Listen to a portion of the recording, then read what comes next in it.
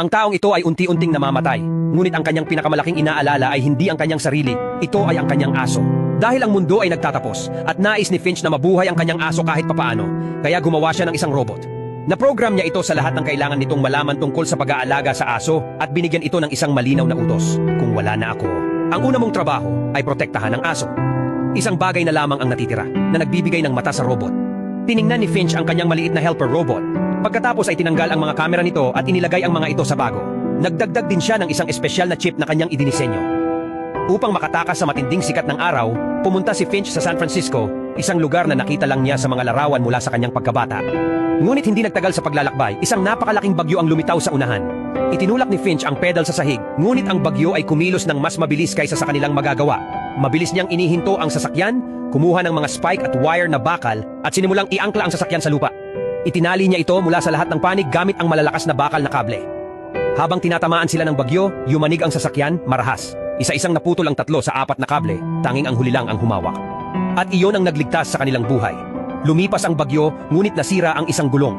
Sa kabutihang palad, ang robot na si Jeff ay nakahanap ng ekstrang isa. Ang tanging problema? Walang jack si Finch. Noon ginamit ni Jeff ang kanyang lakas para buhatin ang sasakyan.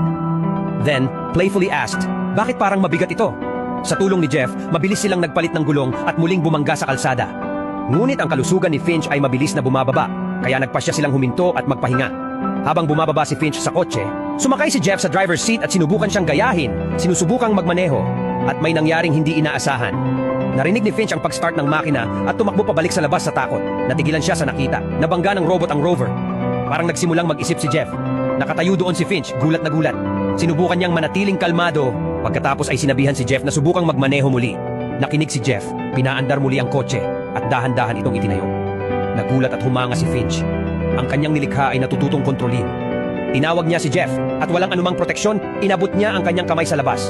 Sa loob ng ilang segundo, nagsimulang mag-init ang kanyang balat sa matinding sikat ng araw. Sinadya niya para ipakita kay Jeff kung gaano kaseryoso ang mga bagay.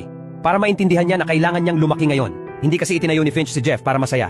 Itinayo niya siya para pagkatapos niyang mawala ay si Jeff na ang makapag-alaga ng aso.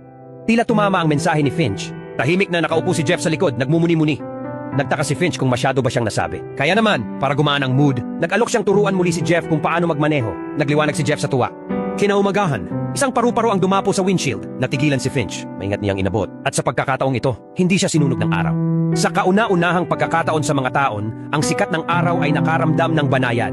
Isinuot niya ang kanyang pinakamagandang suit, lumabas, umupo sa ilalim ng bukas na kalangitan, at kumain ng isa sa kanyang huling mga dilatang pagkain. Ngunit hindi nagtagal ang kapayapaan. Isa pang alon ng madugong pag-ubo ang tumama sa kanya. Malapit nang matapos ang kanyang oras.